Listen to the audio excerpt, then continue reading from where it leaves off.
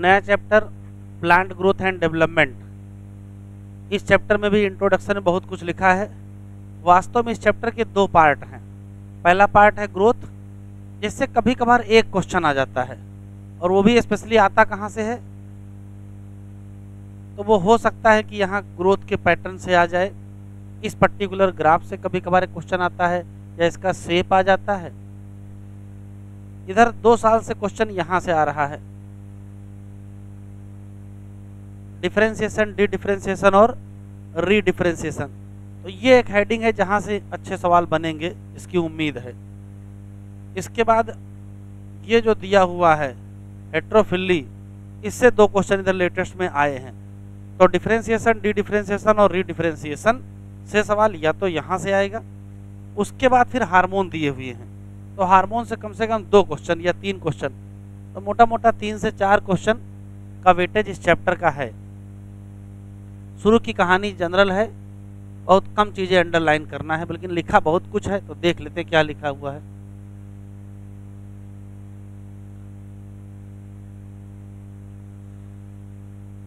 You have already study the organisation, कुछ underline ना करिएगा, जब कहेंगे तभी अंडरलाइन करेंगे। Already studies the organisation of flowering plant in chapter 5।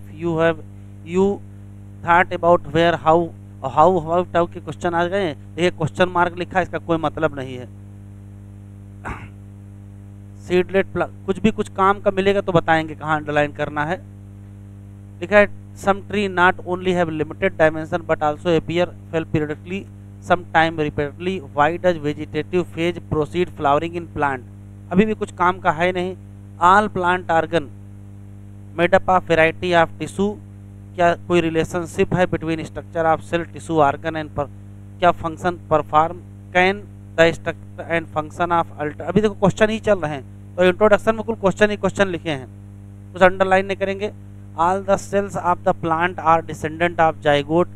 Question is then why and how, फिर why and how आ गया। Do they different structure and function attribute, फिर क्वेश्चन ही चल रहा है। डेवलपमेंट क्या है, तो ये एक लाइन केवल अंडरलाइन कर लीजिए। Development is the sum of 2 process, एक कौन सी है ग्रोथ और एक कौन सा है डिफरेंशिएशन। एक ये लाइन मिली बस। To begin with, it is essential and sufficient to know that development of a mature plant from a zygote follows a precise and highly ordered succession of the event during this process. कुछ underline ना करेंगे। Complex body organization is formed that produce root, leaf, branch, flower, fruit, seed and eventually die. First step, ये underline करें। First step in process of plant growth is, तो answer क्या देंगे, seed germination. तो ये एक लाइन मिली जो आपको काम में मिल सकती है, अभी तक तो कभी नहीं आई है। Seed germination when favourable condition for growth exist in the environment, in the absence of favourable condition seed do not germinate and goes into the period of suspended growth और रेस्ट।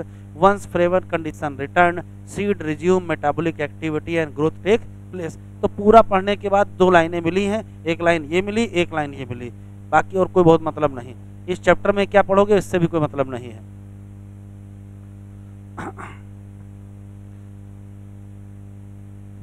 यहाँ जरा ध्यान से देखें तो वैसे अभी तो इस डायग्राम से कभी कोई सवाल नहीं आया है, ये लाइन खींची हुई है, ठीक है।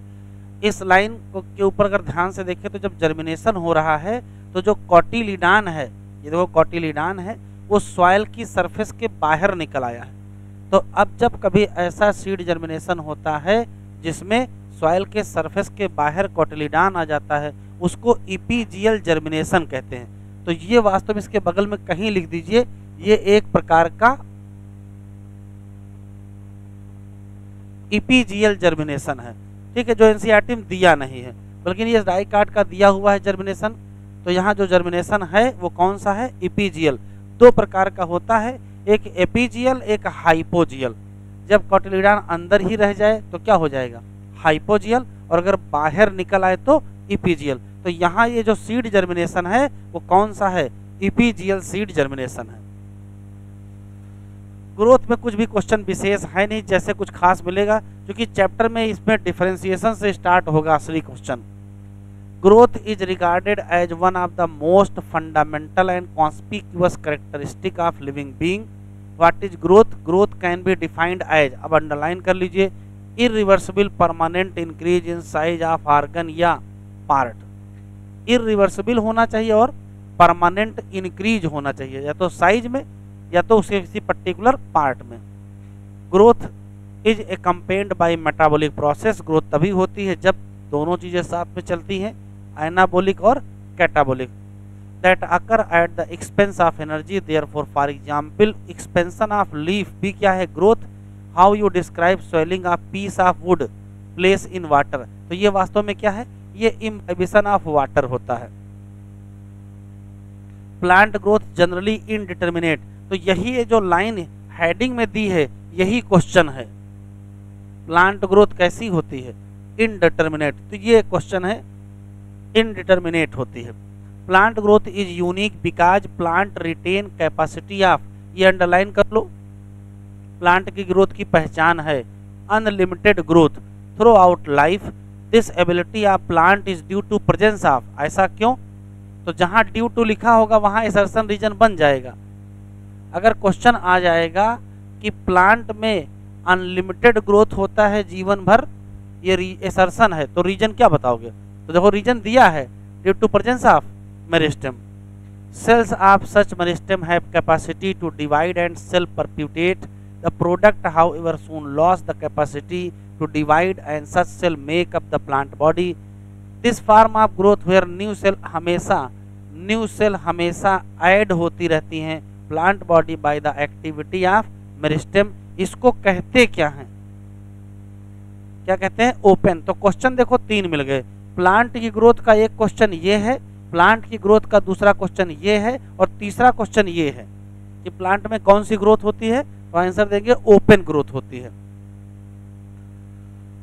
फिर लिखा है in earlier classes you have studies about the root apical meristem and shoot apical meristem. You know that they are responsible for, ज्यादा चीज नहीं याद रखनी है। ऊपर वाला यहाँ क्या होगा? शूट एपिकल मेरिस्टेम, ये क्या होगा? Root. Primary growth of plant, तो जो एपिकल मेरिस्टेम है वो किसके लिए जिम्मेदार है? तो आंसर क्या देंगे? Primary growth of plant. और इसमें होता क्या है? इलांगेशन होता है। You also know that dicot plant and gymnosperm में क्या पाया जाता है? लेटरल मेरिस्टेम, जैसे कि वैस्कुलर कैम्बियम और कौन सी? कार कैम्बियम, जो बाद में बनते हैं। और ये सब करते क्या हैं? ग्रोथ में मोटाई बढ़ा देते हैं, और इसको हम कहते क्या हैं? Secondary growth. तो सिर्फ इस पैराग्राफ में 2 क्वेश्चन हैं, प्लांट की प्राइमरी ग्रोथ कौन करता है और प्लांट की सेकेंडरी ग्रोथ कौन करता है। तो प्राइमरी ग्रोथ कौन करेगा? Primary meristem, specially apical meristem करेगा। और सेकेंडरी ग्रोथ कौन करेगा? तो सेकेंडरी ग्रोथ कौन करेगा? तो आंसर देंगे लेटरल मेरिस्टेम, जैसे कौन सा? वैस्कुलर कैम्बियम और कार कैम्बियम। प्लांट की ग्रोथ का ही देखो एक और पार्ट है, क्या है? मेजरेबल है। ग्रोथ को हम नाप सकते हैं, तो कैसे नापेंगे? देखो अभी कुछ विशेष सवाल मिल नहीं रहे, चैप्टर वास्तव में शुरू होगा या डिफरेंशिएशन से ही। Growth at cellular level is principally consequences of the increase in amount of protoplasm. Since increase in protoplasm is difficult to measure directly, one generally measure some quantity which is more or less proportional to the क्या it, मतलब कैसा cytoplasm की growth हुई है। Growth is therefore measured by variety of parameter, जैसे तो जैसे increase in fresh weight, increase in dry weight, increase in length, area, volume या सेल का number. You may find it amazing to know that one single maize, देखो data लिखा कभी पूछा नहीं गया है, तो हो सकता भाई पूछ ही ले। एक single maize root apical meristem single cell अगर होगी तो कितनी? 17,500 न्यू सेल पर आवर। तो अभी तक पूछा तो कभी नहीं गया है, लेकिन हो सकता है नज़र पड़ ही जाए। ऐसे ही अगर हम वाटरमेलन की बात करें तो इसका साइज बढ़ जाएगा कितने गुना? 3,50,000 गुना। ठीक है। इन द फार्मर ग्रोथ, पहले वाले में नंबर है, दूसरे वाले में साइज है। जो पालन ट्यूब की ग्रोथ है उसको भी हम लोग लेंथ में क्या करेंगे? मेजर करेंगे। सरफेस एरिया भी बढ़ता है, स्पेशली कहाँ? टार्सी वेंट्रल लीफ में। तो कोई सवाल वैसे अभी आया नहीं है और उम्मीद है कोई आएगा नहीं। इस चैप्टर से जो सवाल आएंगे वो प्लांट ग्रोथ से आएंगे, हार्मोन से, या फिर डिफरेंशिएशन वाले से। फेज ऑफ ग्रोथ पहले से ही पता है, 3 प्रकार की ग्रोथ होती हैं, मेरिस्टेमेटिक ग्रोथ, इलांगेशन और मैचुरेशन, तो वही यहाँ दिया हुआ है। ग्रोथ में 3 हिस्से होते हैं, एक मेरिस्टेमेटिक होती है, इलांगेशन होती है, maturation. Later understand this by looking at the root tip constantly dividing cell both at कहाँ, रूट एपेक्स और कहाँ, शूट एपेक्स। ये कौन सी ग्रोथ करेंगी, मेरिस्टेमेटिक ग्रोथ करेंगी। Cell in this region are rich in, ये किसमें रिच है, तो आंसर क्या देंगे, प्रोटोप्लाज्म। यहाँ लार्ज कॉन्स्पिक्यूअस क्या मिलेगा, न्यूक्लियाई। सेल वॉल कैसी होगी, प्राइमरी। देखो रटो नहीं, रटोगे तो दिमाग से याद नहीं रहेगा, सोचो सिर्फ। अगर किसी सेल को डिवाइड करना है तो वाल को प्राइमरी ही होना पड़ेगा, क्योंकि प्राइमरी वाल इलास्टिक होती है और सेकेंडरी वाल तो स्टिफ होती है। तो वाल कैसी होनी चाहिए, प्राइमरी होनी चाहिए, जिसमें थिन और क्या होना चाहिए, सेलोजिक। साथ में ढेर सारे क्या मिलेंगे, प्लाज्मोडेस्मेटल कनेक्शन। लेकिन उसके पहले cell proximal just next away from the tip of the meristematic zone. यहाँ क्या होगा, तो यहाँ होगा फेज ऑफ इलांगेशन, और क्या होगा, इंक्रीज वैक्यूलेशन। सेल का साइज क्यों बढ़ेगा, वैक्यूल बड़ी होगी, सेल का इनलार्जमेंट होगी, और साथ में क्या होगा, नई सेल वाल का डिपोजिशन होगा। ये पहचान है इलांगेशन की। उससे जो अवे होगा प्रॉक्सिमल टू द इलांगेशन, वहाँ क्या होगा, ये lies the portion of axis undergoing the phase of maturation. और सेल की खास बात क्या होगी, ये मैक्सिमम साइज की हो जाएंगे, किस मामले में, वाल थिकनिंग के मामले में, और प्रोटोप्लाज्मिक मॉडिफिकेशन हो जाएगा। और सेल टाइप क्या करेंगे, ये अलग अलग प्रकार की लिखा, most of the tissue and cell type you have studied in earlier classes. तो कोई क्वेश्चन अभी भी मिला नहीं है, केवल पढ़े जा रहे हैं और भूले जा रहे हैं, तो कोई बहुत मतलब नहीं। याद रखना भी बताएंगे कहाँ से है। अभी तक जो सवाल मिले वो बहुत गिनती के हैं। इस पैराग्राफ में 2 सवाल थे, डेवलपमेंट क्या था और ग्रोथ की पहली कहाँ से थी, एक क्वेश्चन 2। यहाँ कौन सा था, एपीजियल जर्मिनेशन। ग्रोथ में कुछ खास नहीं, यहाँ 3 क्वेश्चन थे, डिटर्मिनेट था, अनलिमिटेड था, ओपन था। यहाँ मेजरेबल है, कैसे मेजर करोगे कई मामलों में, और ग्रोथ के 3 फेज, तो अभी कुछ विशेष नहीं मिला है। अब ग्रोथ रेट देख लो, तो 2 प्रकार की ग्रोथ रेट है। यहाँ अगर आप देखो, एक होता है एरिथमेटिक ग्रोथ और एक होता है जियोमेट्रिक ग्रोथ। तो यहाँ क्या हो रहा है, देखो यहाँ 1 सेल है, फिर यहाँ 2 है, फिर यहाँ 4 है, फिर यहाँ 8 है, फिर यहाँ 16 है, और यहाँ 1 है, फिर 2 है, फिर 3 है, फिर 4 है, फिर 5 है। तो देखिए सिस्टम याद रखिएगा। अगर कहीं ग्रोथ ऐसी हो कि 1 से बने, 2 से बने, 3 से बने, 4 से ऐसे बनती चली जाए, ये कौन सी ग्रोथ है, एरिथमेटिक ग्रोथ है। जबकि अगर 1 से 2 से 4 से 8 से 16 से 32 64 ऐसे क्या हो जाएगा, ये जियोमेट्रिक ग्रोथ है। ठीक है, ये तब होता है जब, इधर देखिए, मान लेते हैं एक कोई सेल है, ये डिवाइड करके 2 सेल बन गई, और 2 सेल बनने के बाद ये भी डिवाइड कर जाए और ये भी डिवाइड कर जाए। तो जब ये डिवाइड करेगी तो ये भी 2 सेल बना लेगी, और ये भी डिवाइड करेगी, ये भी 2 सेल, फिर ये दोनों डिवाइड कर जाएं तो इससे भी 2 बन जाएंगे, इससे भी 2 बन जाएंगे। तो ऐसे ही कौन सी ग्रोथ होगी, जियोमेट्रिक। लेकिन इधर देखो, यहाँ एक सेल है, इसने डिवीजन किया, चलिए 2 सेल बन गई। 2 सेल बनने के बाद ध्यान से सुनिएगा, ये एक सेल ने कहा कि हम डिवाइड करेंगे और दूसरी सेल ने कहा हम डिवाइड नहीं करेंगे। तो अगर ये डिवाइड नहीं करेगी और ये डिवाइड करेगी, तो हाल देखो, थोड़ी देर बाद हाल होगा 3 सेल होंगी। एक तो ये वाली होगी जो पहले से ही थी, अभी फिर 2 बन जाएंगी। तो ये वाली कहेगी हम डिवाइड करेंगे, और ना ये डिवाइड करेगी ना ये। तो थोड़ी देर बाद देखो हाल क्या होगा, थोड़ी देर बाद ये वाली सेल ये है, ये वाली सेल ये है, और अभी 2 नई बनी है। उसमें से ये कहेगी हम डिवाइड नहीं करेंगे, ये फिर से क्या करेगी, डिवाइड करेगी। ऐसा हमको कब देखने को मिलता है, तो ऐसा हमको देखने को मिलता है मेरिस्टेमेटिक टिश्यू में। मेरिस्टेमेटिक सेल ऐसे ही डिवाइड करती है। इधर देखो, एक लाइन खींच लेते हैं, ये है लाइन, इसके नीचे की जो सेल है वो मेरिस्टेमेटिक है। जैसे ये सेल डिवाइड करेगी, 2 सेल बनेंगी, तो 2 सेल का हाल देखो, एक सेल चली जाएगी इलांगेशन में और एक सेल यहीं रह जाएगी, कहाँ, मेरिस्टेमेटिक में।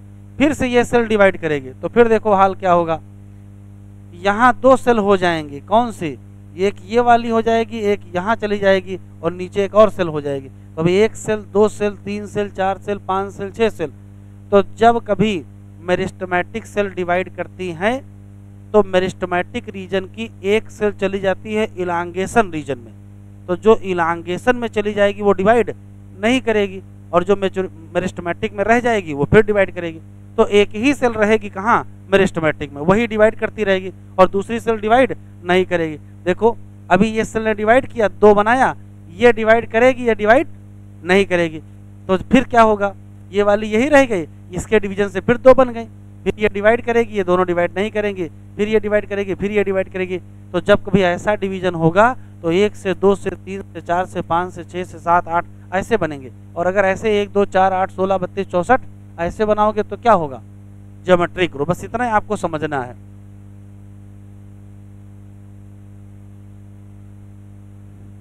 इंक्रीज ग्रोथ, ग्रोथ रेट लिखा है growth per unit time. Growth per unit time को ही कहते क्या हो? Growth rate. Rate can be express mathematically, an organism or a part of organism can produce more cell in variety of ways. 2 way हैं, एक कौन सा? Arithmetic और एक कौन सा? जियोमेट्रिक। अच्छा ये बताओ जाइगोट का शुरुआत में डिवीजन कैसा होता है? जाइगोट का इधर देखो, जाइगोट 1 सेल होती है, फिर जाइगोट से ऐसे डिवीजन होकर 2 सेल बन जाती हैं, फिर दोनों सेल डिवाइड करती हैं, तभी क्या हो जाती है? 4 सेल। फिर चारों डिवाइड करती हैं तो क्या हो जाती है? 8 सेल। तो बताओ कौन सा डिवीजन है? अरिथमेटिक है कि जियोमेट्रिक है? जियोमेट्रिक है। तो शुरुआत में कौन सा चलता है? जियोमेट्रिक, और बाद में फिर क्या चलना शुरू हो जाता है? जियोमेट्रिक भी चलता है, अरिथमेटिक भी, लेकिन शुरुआत में जियोमेट्रिक ही चलता है।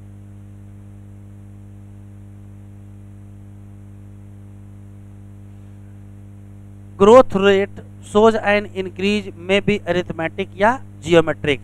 चलो अरिथमेटिक का देखते हैं। In arithmetic growth following the mitotic cell, केवल एक डॉटर सेल क्या करेगी? डिवाइड करेगी, जबकि बाकी क्या कर जाएंगी? डिफरेंशिएट। वो डिवाइड नहीं करेंगे, इसका मतलब वो डिफरेंशिएट कर गई और वो क्या हो गई? मैच्योर। और अगर दोनों डॉटर सेल डिवाइड कर जाएं तो, अगर दोनों डॉटर सेल डिवाइड कर जाएं तो जियोमेट्रिक हो जाएगा। बस इतनी सी बात है, अगर टेंशन में क्यों हो? Simplest expression of arithmetic growth by the root elongation at the constant rate. देखो लिखा है root elongation at constant rate, इसका मतलब यहाँ क्या हो रहा होगा? यहाँ मेरिस्टेमेटिक एक्टिविटी हो रही होगी रूट टिप पर। तो रूट टिप पर जब मेरिस्टेमेटिक एक्टिविटी से रूट का इलांगेशन होता है तो किसका एग्जाम्पल है? तो आंसर क्या दोगे? एरिथमेटिक का एग्जाम्पल है। अगर इसको ग्राफ के फॉर्म में देखें, देखो स्ट्रेट लाइन ग्राफ होता है, फार्मूला पूछेगा तो L T equal to L0 plus R T है। एल टी क्या है? लेंथ है टाइम टी। L0 क्या है? लेंथ है टाइम 0। आर क्या है? Growth rate. लेकिन जियोमेट्रिक की अगर हम बात करें तो लिखा है in most system initial growth क्या होती है? स्लो। और जब स्लो होती है इसको क्या कहते हैं? Lag phase. फिर ये रैपिडली इंक्रीज करती है, किस रेट से? एक्सपोनेंशियल रेट से, और उसको कहते हैं लॉग फेज। या यहां ऐसा क्यों होता है? क्योंकि बोथ द प्रोजेनी सेल क्या करती हैं? Ability to divide. लेकिन कब तक डिवाइड करेंगे बेटा? एक ना एक समय ऐसा आएगा कि जितनी डॉटर सेल होंगी उनको प्रॉपर न्यूट्रिशन नहीं मिल पाएगा, तो प्रॉपर डिवीजन नहीं हो पाएगा, तो धीरे धीरे फिर से क्या हो जाएगा? ग्रोथ कम होने लगेगा। इसी नाते ये देखिए ऐसा होने लगा है। फिर देखो लिखा है विद लिमिटेड न्यूट्रिएंट। और अगर अनलिमिटेड कर दें तो बेटा, अगर न्यूट्रिएंट सप्लाई अनलिमिटेड करोगे तो ये फिर बढ़ते चली जाएगी, द ग्रोथ क्या हो जाएगी? Slow down. और किस फेज में जाएगी? किस फेज में? Stationary phase. अगर हम प्लाट करेंगे तो हमको कौन सा कर्व मिलेगा? कौन सा कर्व मिलेगा? सिग्मॉइड, या क्या कहोगे? एस। सिग्मॉइड कर्व पहचान है living organism growing in an. ये इंपॉर्टेंट सवाल है, हमें उम्मीद एग्जाम में आ सकता है कि अगर कोई लिविंग ऑर्गेनिज्म नेचुरल इन्वायरमेंट में ग्रो कर रहा है तो उसका ग्रोथ कर्व कैसा होगा, तो सिग्मॉइड होगा। इट इज ए टिपिकल, ये टिपिकल है, टिपिकल का मतलब यही बेसिक तरीका है फॉर ऑल द सेल या टिश्यू या ऑर्गन ऑफ द प्लांट। तो प्लांट के लिए टिपिकल कौन सा है, यही है। Can you think some more similar example kind of curve you expect in the tree showing seasonal activity. तो सीजनल एक्टिविटी होगी, थोड़ा बहुत चेंज होता रहेगा। क्वेश्चन जरा देखो बेटा, पहला सवाल तो ये है कि एक्सपोनेंशियल ग्रोथ में कौन कौन सी फेज हैं, 3 फेज हैं। एक का नाम लैग फेज, एक का नाम लॉग फेज और एक का नाम स्टेशनरी फेज। क्वेश्चन पूछा गया है सबसे स्लो ग्रोथ कब होती है, लैग फेज में। सबसे स्लो ग्रोथ कब होती है, लैग फेज में, और सबसे तेज एक्सपोनेंस। और बिल्कुल स्लो क्या मतलब रुकने वाली ग्रोथ हो जाती है कब तक, स्टेशनरी फेज में। अगर हम इसको फार्मूले के फॉर्म में लिखेंगे तो W1 equal to W0 ERT मिलेगा, W1 final size, W0 initial size, R growth rate, T। ये E भी पूछा गया है, E क्या है, base of natural logarithm. Paper उठा के देखें, आया हुआ सवाल है। R is the relative growth rate, ये बढ़िया क्वेश्चन है। यहाँ जो R है वो क्या है, यहाँ जो R है वो क्या है, रिलेटिव। जरा इधर देखो, हम एक्सपोनेंशियल ग्रोथ ऐसे करते हैं, मान लेते हैं हम 1 लेंगे तो फिर 2 बनेगा, फिर 4 बनेगा, फिर 8 बनेगा, ठीक है, समय उतना ही दिया जाए। और अगर हम 10 से शुरू करें तो 10 से शुरू करेंगे तो 20, फिर और फिर, तो बताओ कहाँ ज्यादा ग्रोथ हो गई। समय तो बराबर ही दिया गया है, जितना समय यहाँ दिया गया उतना समय यहाँ दिया गया, लेकिन यहाँ ग्रोथ ज्यादा क्यों हो गई, क्योंकि इनिशियल वैल्यू क्या है, ज्यादा है। तो रिलेटिव जो ग्रोथ होती है वो इनिशियल पर डिपेंड करती है, पर इनिशियल होती है, शुरुआती कितना था, तो शुरुआती अगर कम होगा तो शुरू में फिर बहुत स्लो होगा। ऐसा नहीं कि ये भी एक दिन बढ़ के क्या हो जाएगी, ये 16 हो जाएगी, उसके बाद फिर सीधे क्या होगी, 32 होगी। लेकिन इस समय में तो बहुत स्लो ग्रोथ हो रही ना, लेकिन उसी समय में यहाँ बहुत ज़्यादा ग्रोथ हो रही है। क्यों, क्योंकि इनिशियल वैल्यू क्या है, ज़्यादा है। तो रिलेटिव में किसका इंपॉर्टेंस होता है, इनिशियल का। तो याद रखिए कौन सी ग्रोथ है, रिलेटिव ग्रोथ रेट है। It measure the ability of plant to produce क्या, new plant material, refers as, इसी को कहते क्या हैं, क्या कहते हैं, इफिशियंसी इंडेक्स। अभी तक कभी आया नहीं है, लेकिन हमें उम्मीद है ये पूछा जाने वाला सवाल है। तो इफिशियंसी इंडेक्स एक शब्द काम का आपके है। हेंस ये को लिखा है जो फाइनल साइज है वो किस पर डिपेंड करेगा, किस पर डिपेंड करेगा, इनिशियल साइज। अरिथमेटिक में ऐसा कोई लोचा नहीं है। अरिथमेटिक में क्या है, 1 के बाद 2 ही बनेगा, 2 के बाद 3 बनेगा। अगर अरिथमेटिक में 100 हैं तो भी 101 ही बनेंगे, तो क्या इनिशियल से कोई फर्क पड़ेगा, कोई फर्क नहीं पड़ेगा। तो वहां देखो ग्रोथ रेट लिखा है, यहाँ फार्मूले में देखो, यहाँ R क्या है, यहाँ R क्या है, ग्रोथ रेट, और वहां R क्या है। तो क्या ऐसा क्यों लिखा है, यहाँ R क्या है, ग्रोथ रेट, और वहां R क्या है, रिलेटिव। क्यों, यहाँ इनिशियल की वैल्यू है, सॉरी अरिथमेटिक में इनिशियल की वैल्यू नहीं है, ज्योमेट्रिकल में इनिशियल की वैल्यू है। तो याद रखिएगा रिलेटिव ग्रोथ में इनिशियल की वैल्यू है, इनिशियल अगर ज्यादा होगा तो फाइनल भी ज्यादा होगा, और इनिशियल कम तो फाइनल उतने ही टाइम में, टाइम क्या करिए उतना ही रखिए। तो ये इंपॉर्टेंट कॉन्सेप्ट है। यहाँ क्वेश्चन नहीं आया है वो एक अलग बात है, लेकिन उम्मीद है कुछ ना कुछ बन सकता है। तो ये लाइन टिक करो, ये इंपॉर्टेंट है। किस केस में फाइनल साइज इनिशियल पर डिपेंड करता है, किस पर डिपेंड करता है, इनिशियल पर, किसमें है, तो आंसर क्या देंगे, एक्सपोनेंशियल ग्रोथ या कौन सी ग्रोथ, ज्योमेट्रिक ग्रोथ। तो ये इंपॉर्टेंट पैराग्राफ है, ये टिक कर लीजिए। अभी तक जो सवाल आए हैं वो इसी ग्राफ से सवाल आए हैं। ग्राफ बताइए, फेज बताइए, ठीक है, रिलेटिव है यहाँ पर, इनिशियल फाइनल बताइए। फार्मूला कभी नहीं पूछा गया, हो सकता पूछ ले, उसका असर यहाँ देख लो। अगर ध्यान से देखोगे तो यहाँ देखो, यहाँ 10 है, यहाँ 5 है, तो ग्रोथ कितने की हुई, 5 ही की तो ग्रोथ हुई। और यहाँ देखो, यहाँ 50 है, यहाँ 55 है, यहाँ भी ग्रोथ कितने की हुई, तो ग्रोथ तो बराबर लग रही है, ग्रोथ तो बराबर लग रही, बराबर दिख ही रही है, लेकिन ऐसा है नहीं, ऐसा है नहीं, इसलिए कम था उसके बावजूद इसने क्या किया, 5 की ग्रोथ की, और ये बहुत ज़्यादा था फिर भी क्या किया। तो बताओ रिलेटिव ग्रोथ रेट किसकी ज़्यादा है, ए की क्या है, ज़्यादा है, इससे ज़्यादा। कॉन्सेप्ट क्लियर है, देखो यहाँ लिखा हुआ है, लिखा है diagrammatic represent comprise the absolute and relative growth. Absolute growth जरा बताओ बेटा कितनी होती है, दो अलग अलग चीजें लिखी हैं।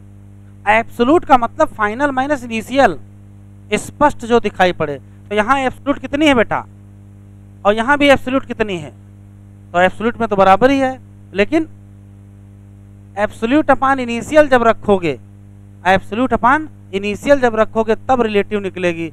तो यहाँ देखिए इनिशियल कम है तो रिलेटिव ज़्यादा है। A and B increase in area by 5 centimetre square.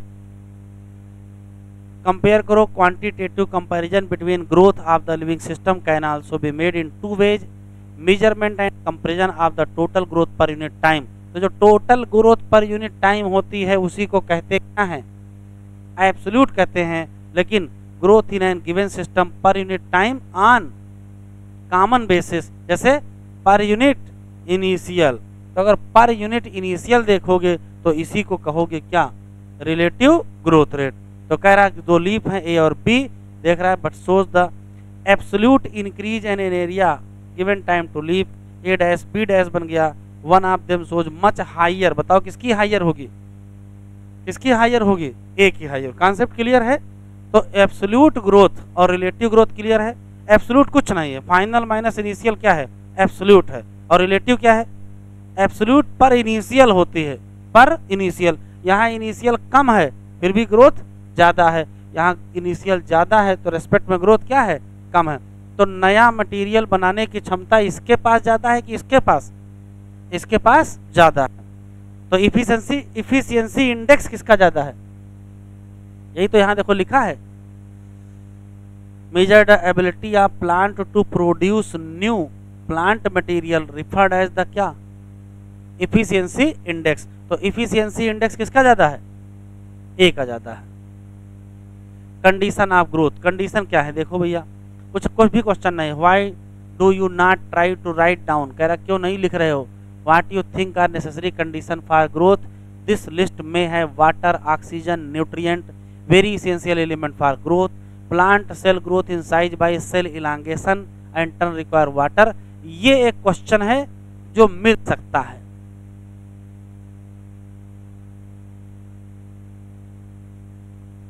किसी पर्टिकुलर प्लांट सेल की जो एक्सटेंशन या ग्रोथ होती है वो किसके नाते होती, तो आंसर क्या देंगे, टर्जिडिटी ऑफ सेल। इसके पीछे कॉन्सेप्ट जरा देख लो क्या है।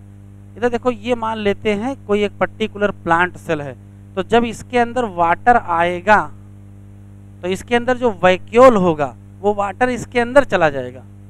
तो जब वैक्यूल के अंदर वाटर जाएगा तो वैक्यूल स्वेल करेगी, तो जब वैक्यूल स्वेल करेगी तो किस पर प्रेशर पड़ेगा, प्रोटोप्लाज्म पर प्रेशर पड़ेगा। तो प्रोटोप्लाज्म किसको धक्का देगा, वाल को, और जब ये वाल को धक्का देगा तो सेल क्या कर जाएगी, ग्रो कर जाएगी। तो टर्जिडिटी बहुत इंपॉर्टेंट कॉन्सेप्ट है, संयोग से वो चैप्टर ही हटा दिए हैं, प्लांट कौन सा, ट्रांसपोर्ट इन प्लांट, उसमें दिया हुआ था, फिर भी याद रखेंगे। Extensive growth of plant cell के लिए क्या जरूरी है, तो क्या दोगे, टर्जिडिटी, क्योंकि जो टर्गर प्रेशर होता है वो एक्सटेंड कर देता है वाल को। Plant growth and further development is initially link to the क्या, water status of the plant, water also provide medium for enzymatic activity, oxygen help in releasing metabolic energy, nutrient essential required for the synthesis of protoplasm. In addition, every plant organism has an optimum temperature best suited for its growth. Any deviation from this range detrimental to the survival. Environmental signal as light and gravity also affect क्या, growth. Question के नाम पर केवल एक सवाल यही है। यहां से शुरू होता है वास्तव में ये चैप्टर, जहां से आपको दिमाग लगाना है। ग्रोथ वाले में एक सवाल मिल सकता है, किससे, सिग्माइड वाले से। तो इसको पढ़ने से पहले सिर्फ देख लीजिए क्या है।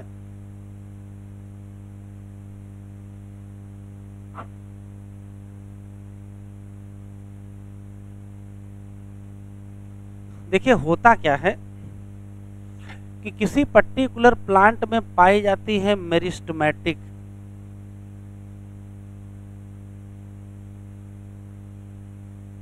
मेरिस्टेमेटिक टिश्यू कहो या meristematic cell. Meristematic cell divide करती हैं, डिवाइड करने के बाद ढेर सारी नई सेल बनती हैं, और नई सेल बनने के बाद जरा समझिएगा, तो जब नई सेल बनती हैं तो दो ऑप्शन होते हैं। ज़्यादातर केस में जो सेल होती हैं वो अपनी कैपेसिटी लॉस कर देती हैं डिवाइड करने की। तो जैसे ही सेल की कैपेसिटी लॉस हो जाएगी, सेल डिवीजन अपना बंद करेगी, वैसे हम कहेंगे वो मैच्योर सेल बन गई। इसको मैच्योर सेल भी कहते हैं, इसी को डिफरेंशिएटेड सेल भी कहते हैं। ऐसी कोई भी प्रोसेस जो किसी इमैच्योर सेल को मैच्योर बना दे या डिफरेंशिएटेड बना दे, और डिफरेंशिएटेड बनाने का मतलब है विशेष काम करने के लिए वो तैयार हो जाए। जैसे मेरिस्टेमेटिक टिश्यू जब अपना काम करता है, मान लेते हो रूट बना रहा है, तो जब रूट बनाएगा तो नई रूट बनने के दौरान कोई सेल एपिडर्मिस बन जाएगी, कोई सेल कार्टेक्स बन जाएगी, कोई सेल एंडोडर्मिस बन जाएगी, कोई पेरिसाइकिल बन जाएगी, कोई जाइलम बन जाएगा और कोई फ्लोएम बन जाएगा। ये अलग अलग कैसे बन गए? तो ये अलग अलग जो बनते हैं उस प्रोसेस का नाम ही क्या होता है? डिफरेंशिएशन होता है।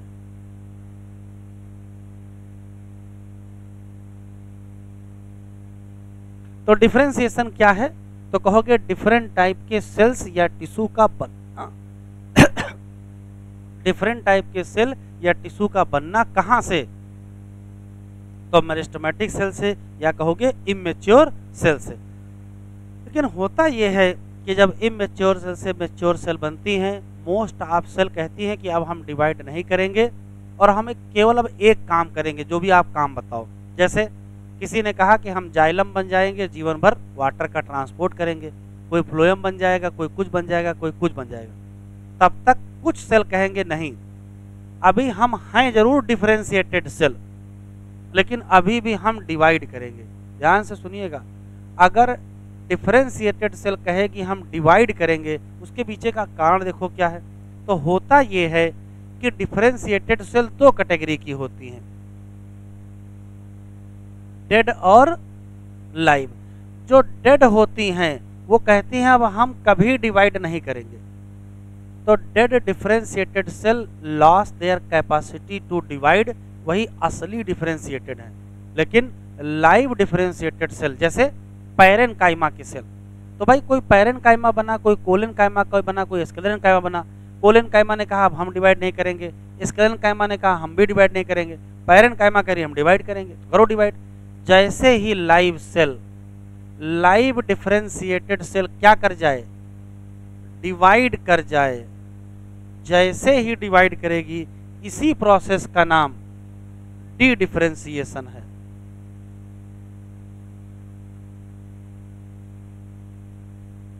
तो डी डिफरेंशिएशन क्या है? तो वह कैपेसिटी किसी लाइव डिफरेंशिएटेड सेल का डिवाइड करना, और जब डिवाइड करोगे तो कोई ना कोई सेल बनेगी, तो इसके डिवाइड से जो सेल बनती है उसी को हम कहते हैं डी डिफरेंशिएटेड सेल। ये एग्जाम्पल से आपको समझ में आएगा, ध्यान से सुनिएगा। मेडुलरी रेज का नाम सुने थे?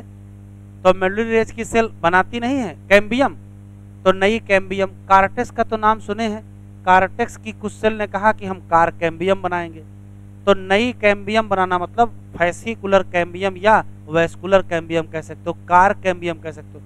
किसी भी पौधे में कार कैम्बियम बाद में बनती है।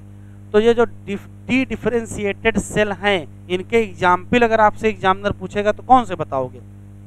तो कहोगे, एक एग्जाम्पल आप दे दोगे वैस्कुलर कैम्बियम,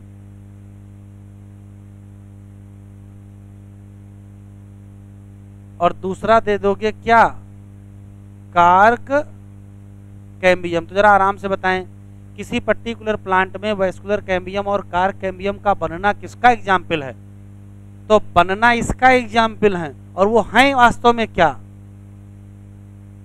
अब ये चूंकि वैस्कुलर कैम्बियम और कार्क कैम्बियम बन गई तो ये डिवाइड नहीं करेंगे, तो डी डिफरेंशिएटेड सेल फिर डिवाइड करेंगे। जैसे ही फिर डिवाइड करेंगी, इसी के डिवीजन को कहते हो क्या? रीडिफरेंशिएशन। तो अब होगा क्या, इसके डिवाइड करने के बाद सेल नहीं बनेंगे, उन्हीं को कहोगे री डिफरेंशिएटेड सेल। एग्जाम्पल बता डालो बस। एग्जाम्पल है सेकेंडरी जाइलम, नहीं समझ में आई? सेकेंडरी फ्लोयम और कार्क या कार्टेक्स जो सेकेंडरी बनता है, तो सेकेंडरी जाइलम का बनना, सेकेंडरी कार्टेक्स का बनना, सेकेंडरी फ्लोयम का बनना, ये सब किसका एग्जाम्पल है? तो आंसर देंगे क्या? रीडिफरेंशिएशन। तो फिर से सुन लेते हैं।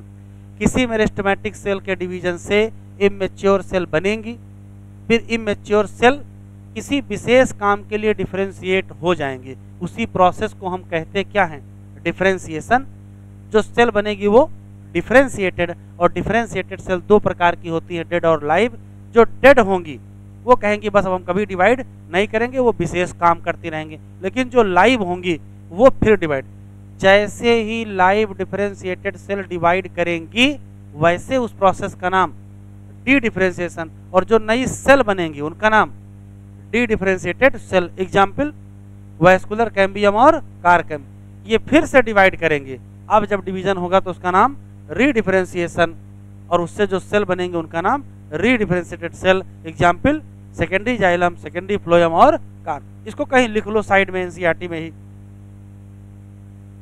कुछ न याद रहे तो कम से कम एग्जाम्पल जरूर याद रखोगे। डिफरेंशिएशन का एग्जाम्पल, डी डिफरेंशिएशन का एग्जाम्पल और रीडिफरेंशिएशन का एग्जाम्पल। लिखते रहो और सुनते रहो और बताते रहो।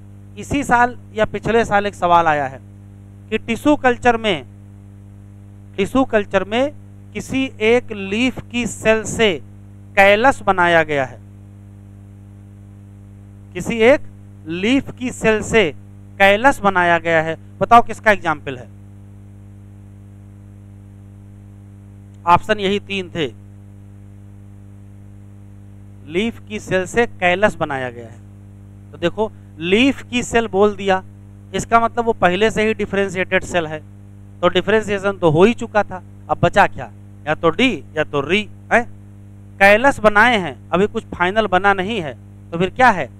D differentiation. और अभी उसी से नया पौधा बना दे, अगर अभी उसी से नया पौधा बना देंगे तो क्या हो जाएगा? रीडिफरेंशिएशन हो जाएगा। इसी साल या पिछले साल आया है, बताओ। डिफरेंशिएटेड के एग्जाम्पल, डिफरेंशिएटेड के एग्जाम्पल तो प्राइमरी प्लांट बॉडी में जो कुछ भी है वो सब डिफरेंशिएशन का एग्जाम्पल है। और डी डिफरेंशिएशन का एग्जाम्पल है वैस्कुलर कैम्बियम और कारकैम्बियम का बनना, बनेंगे कैसे। और री डिफरेंशिएशन का example secondary xylem, secondary phloem और सेकेंडरी कार्टेक्स या कार्क का बनना, किसका एग्जाम्पल है? एक क्वेश्चन आने की संभावना इस साल भी इस हेडिंग से है। अब पढ़ेंगे समझ में आएगा आपको। मिटाएं, आगे बढ़े। अच्छा, जब मैं पहली बार पढ़ रहे थे तब भी लिखा था, दोबारा लिख रहे हो मिटा के? नहीं लिखे थे पहली बार? ऐसा तो हो ही नहीं सकता कि लिखवाए ना हो।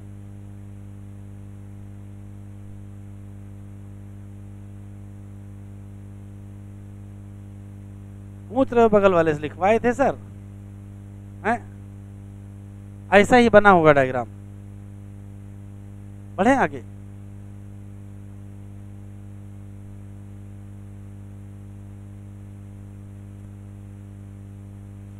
चलो पढ़ते हैं इसको। सेल डेराइव फ्रॉम कहाँ से? रूट एपिकल या कहाँ से? मेरिस्टेम। कैम्बियम ये क्या करेगी? डिफरेंशिएट करेंगी और मैच्योर हो जाएंगी, और क्या करेंगे? Specific function. ये मैच्योरेशन की जो प्रोसेस है इसी का नाम डिफरेंशिएशन। ड्यूरिंग डिफरेंशिएशन सेल में कुछ ना कुछ चेंज आ जाते हैं, जैसे सेल वॉल में भी चेंज आएगा, और कहाँ? प्रोटोप्लाज्म। एग्जाम्पल कह रहा देखो, जब डिफरेंशिएशन होगा तो मान लेते हैं कोई कह रहा हम ट्रैकीड बनेंगे, तो अगर कोई सेल अपने आप को ट्रैकीड में कन्वर्ट करना चाहती है तो क्या करना पड़ेगा? सेल लॉस कर देगी क्या, देयर प्रोटोप्लाज्म। लेकिन अगर कोई सेल कह रही है हम भैया कार्टेक्स का हिस्सा बनेंगे तो क्या लॉस कर देगी।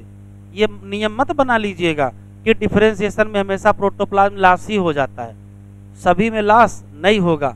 जैसे मान लेते हैं डिफरेंशिएशन से एपिडर्मिस की सेल बन रही है तो क्या प्रोटोप्लाज्म लॉस हो जाएगा, या कार्टेक्स की सेल बन रही तो भी लॉस हो जाएगा, नहीं लॉस होगा। स्पेशल एग्जाम्पल है कि अगर ट्रैकरी एलिमेंट बन रहा है, जाइलम का हिस्सा बन रहा है ट्रैकीड, तो क्या होगा, तो कहोगे कि सेल क्या करेगी। काम की बात समझो, कह रहा है कि डिफरेंशिएशन में सेल में कुछ बदलाव आता है, और वो बदलाव क्या होगा वो एग्जाम्पल से आपको समझा रहा है। जैसे कि क्या हो जाएगा, सेल प्रोटोप्लाज्म को लॉस कर देगी। They also develop very strong और क्या इलास्टिक और क्या, ये देखो लिखा है, ये शब्द कहीं नहीं लिखा, पहली बार लिखा और आखिरी बार, लिग्नोसेलुलोजिक। कौन सी, purpose carry water to long distance. Try to correlate the various anatomical feature you encounters in a plant to the function they perform. Question है यहाँ, plant shows another interesting phenomena जब, तो देखो जब में सबसे पहला शब्द लिखा है क्या है, लिविंग। जब लिविंग डिफरेंशिएटेड सेल, जिसने कहा था हमने क्या कर दिया है, कैपेसिटी को लॉस कर दिया है कि हम डिवाइड करेंगे, फिर से रिगेन कर ले किसकी, कैपेसिटी टू डिवाइड। इसी फिनोमेना को कहोगे क्या, डी डिफरेंशिएशन। और जो सेल बनेंगे उनका नाम डी डिफरेंशिएटेड सेल। एग्जाम्पल कुछ ना समझ में आए तो रटेंगे जरूर, क्या, फॉर्मेशन ऑफ मेरिस्टेम, जैसे इंटरफेसिकुलर कैम्बियम, और कौन सा, कहां से, fully differentiated parenchyma cell. While doing so such meristem या tissue are able to divide and produce cell once again. फिर से डिवाइड करेंगे, फिर से सेल बनाएंगे, last their capacity to divide. लेकिन मैच्योर करके विशेष काम करेंगे तो अब क्या कहोगे, फिर से हो जाएगा डिवीजन, तो रीडिफरेंशिएटेड। कह रहा लिस्ट करो some of the tissue in woody dicot plant. NCERT में फर्जी का फुल स्टॉप नहीं लगाते हैं, जान लीजिए। यहाँ लिखा हुआ है वुडी डाइकाट प्लांट, वो जान रहा है वुड तभी बनेगा जब ये डी डिफरेंशिएशन होगा। तो वुडी डाइकाट प्लांट में क्या होता है, अरे भैया वुडी डाइकाट प्लांट में जो वुड होती है वो क्या होती है, वो सेकेंडरी जाइलम होती है। वुड क्या होती है, सेकेंडरी जाइलम। और सेकेंडरी जाइलम कैसे बनेगी, री डिफरेंस। तो जानबूझ के लिखा कि बताओ, कह रहा tissue in A woody dicot plant produce production of री डिफरेंशिएशन। तो क्या क्या बताओगे, अरे 3 बताओगे, सेकेंडरी जाइलम बता देना, सेकेंडरी फ्लोएम बता देना, और सेकेंडरी कार्टेक्स और कार्क बता देना। How would you describe the tumour, तो ट्यूमर को डिस्क्राइब नहीं करेंगे। That what you call the parenchyma cell that made to divide under controlled laboratory condition. अगर कोई पैरेन्काइमा सेल डिवाइड कर रही है, देखो इसी बार एग्जामिनर ने ये लाइन पकड़ लिया, इसी बार पकड़ा है, ये लाइन तो है, कह रहा है कि कंट्रोल्ड लेबोरेटरी कंडीशन में किसको डिवाइड करा दीजिए, लीफ की सेल लिया तो पैरेन्काइमा होगी, उससे कहा डिवाइड कर जाओ, किसमें, टिश्यू कल्चर में। बताओ किसका एग्जाम्पल है, ये तो पूछ रहा किसका एग्जाम्पल है, किसका एग्जाम्पल है, तो डी डिफरेंशिएशन का एग्जाम्पल है, क्योंकि वो डिफरेंशिएटेड है। We have mention that growth in the plant is open, पहले से ही पता है ये। इट कैन बी इनडिटर्मिनेट और determinate. Now we may say that even differentiation in the plant is open.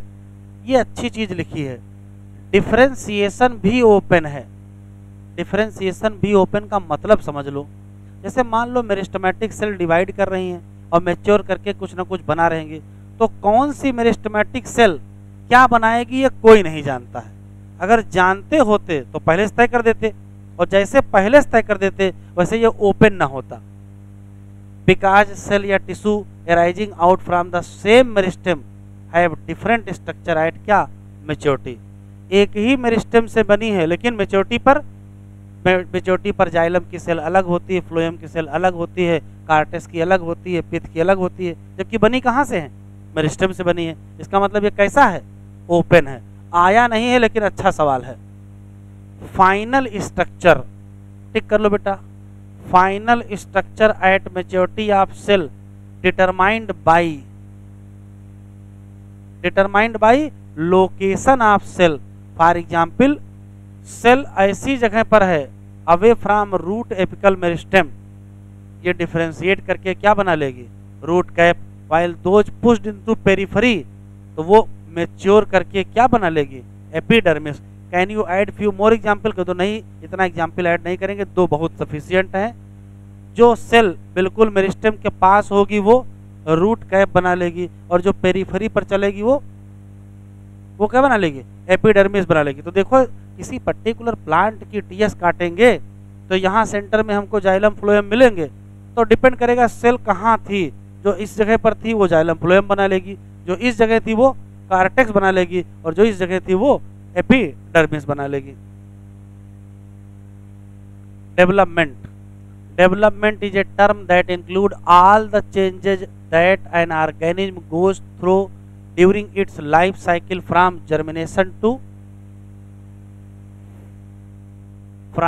Germination of the seed to क्या, senescence. Diagrammatic representation of the sequence of process. कोई मतलब नहीं, डायग्राम देख लो। एक शब्द है जो कहीं नहीं लिखा है, वो ये है प्लाज्मेटिक ग्रोथ। तो मेरिस्टेमेटिक सेल है, डिवाइड करेगी, ढेर सारी सेल बनेंगी। जब ढेर सारी सेल बनेंगी तो क्या कहोगे, प्लाज्मेटिक ग्रोथ। उसके बाद क्या होगा, डिफरेंशिएशन। तो क्या बनेगी, मैच्योर। फिर मैच्योर सेल का सेनीसेंस हो जाएगा और उसकी डेथ, बात खत्म।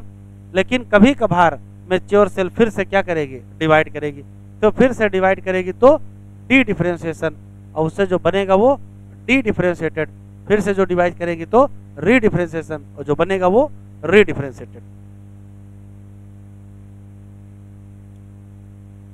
ये पैराग्राफ बहुत इंपॉर्टेंट है, क्योंकि इससे कुछ न कुछ एग्जाम में सवाल आ रहा है। इधर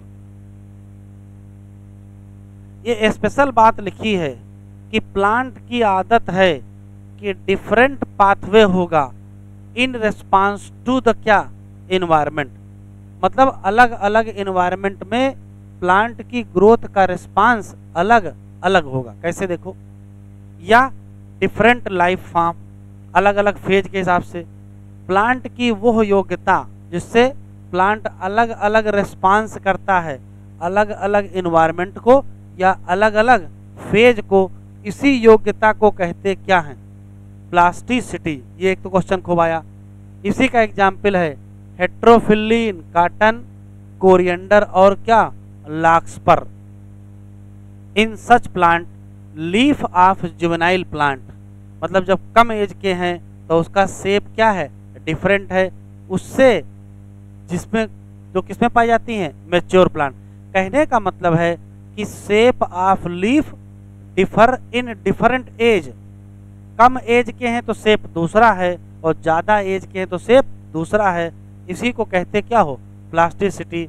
और ये है क्या, हेट्रोफिली। ये अलग शेप, ये अलग shape.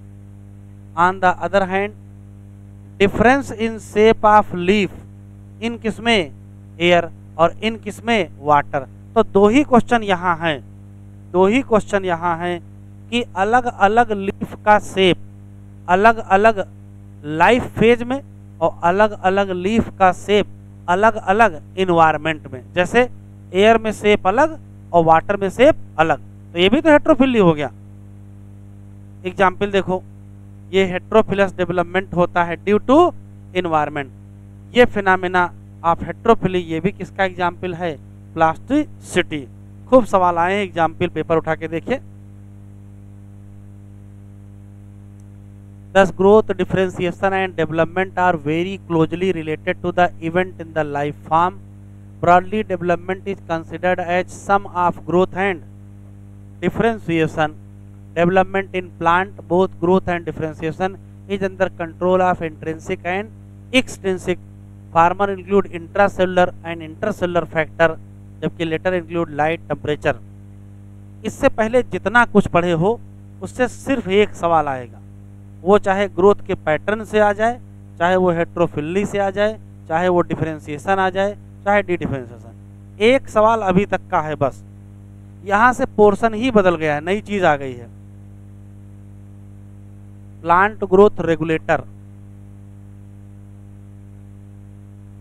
Plant growth regulator are small simple molecule, they could be, ये हो सकते हैं क्या, ये याद रखिएगा इंपॉर्टेंट है, ये इंडोल कंपाउंड हो सकते हैं, जैसे इंडोल 3 एस्टिक एसिड या इंडोल एस्टिक एसिड IAA। ये एडेनिन डेरिवेटिव हो सकते हैं, जैसे एन फरफुराइल एमिनोप्यूरिन और कौन सा काइटिन। ये कैरोटिनाइड के डेरिवेटिव हो सकते हैं, जैसे एब्सिसिक एसिड और ABA। ये टर्पीन हो सकते हैं, जैसे जिबरलिक एसिड। ये गैस भी हो सकते हैं, जैसे ethylene C2H4। Plant growth regulator, इनको प्लांट ग्रोथ सब्सटेंस भी कहते हैं या प्लांट हार्मोन भी कहते हैं या फाइटो हार्मोन भी कहते हैं। PGR broadly classified into 2 group. एक ऐसा ग्रुप ऑफ PGR है जो इन्वॉल्व है किसमें, ग्रोथ प्रमोटिंग एक्टिविटी में, जैसे सेल डिवीजन बढ़ाओ, सेल का इनलार्जमेंट बढ़ाओ, पैटर्न का फॉर्मेशन करो, ट्रॉपिक ग्रोथ करो, फ्लावरिंग करो, फ्रूटिंग करो, सीड बनाओ। ऐसे लोगों को कहोगे क्या, और कहोगे प्लांट ग्रोथ प्रमोटर। और प्रमोटर के एग्जाम्पल ऑक्सिन है, जिब्रेलिन है और साइटोकाइनिन। लेकिन जो दूसरा ग्रुप है लिखा है PGR of other group play important role in plant response to wound और क्या, stress. They are involve in various growth inhibiting. Example dormancy या एब्सिसन। जैसे इसका एग्जाम्पल कौन सा है, abscisic acid belongs to the. जरा आराम से बताओ प्रमोटर में कौन से हैं, ऑक्सिन है, जिब्रेलिन है और साइटोकाइनिन। और इनहिबिटर में कौन से हैं, एक क्वेश्चन और लिखा है जो इथाइलिन है वो दोनों ग्रुप में आता है, लेकिन ज्यादातर किसमें आता है, ज्यादातर इनहिबिटर। डिस्कवरी में बहुत सारी कहानी लिखी है, इसमें सबसे इंपॉर्टेंट जो डिस्कवरी है वो ऑक्सिन की है। अभी तक जो सवाल आए हैं वो ऑक्सिन की ग्रोथ से डिस्कवरी से आए हैं। तो ऑक्सिन वाले में अच्छे सवाल हैं, देखिए जरा क्या लिखा है। लिखा है discovery of each of 5 major group of PGR। ये क्या है, एक्सीडेंटल। एक्सीडेंटल का मतलब दुर्घटना नहीं हो गई थी, खोज कुछ और रहे थे, हाथ कुछ और लग गया, ये बात है। All this started with the observation of Charles Darwin और उसके सन कौन से, फ्रांसिस डार्विन। इन्होंने तो क्या ऑब्जर्व किया, यहाँ से अंडरलाइन करो, इंपॉर्टेंट है। इन्होंने ऑब्जर्व किया कि जो कोलियोप्टाइल है किसका, कैनेरी ग्रास का, वो रिस्पांस करता है किसको, यूनिलेटरल इल्यूमिनेशन। कैसे रिस्पांस करता है, by growing toward the light. और इसी फिनोमेना को कहते क्या है, फोटोट्रॉपिज्म। ये क्वेश्चन ही क्वेश्चन भरे हैं इसमें, जान लीजिए। फिर से सुन लेते हैं, कौन कौन से वैज्ञानिक हैं, क्या ऑब्जर्व किया था, ऑब्जर्व क्या किया था, इन्होंने कहा था कि कोलियोटाइप ऑफ रिस्पांस कर रहा है किसको, यूनिलेटरल इल्यूमिनेशन। यूनिलेटरल इल्यूमिनेशन का मतलब है एक तरफ से लाइट पड़ रही है।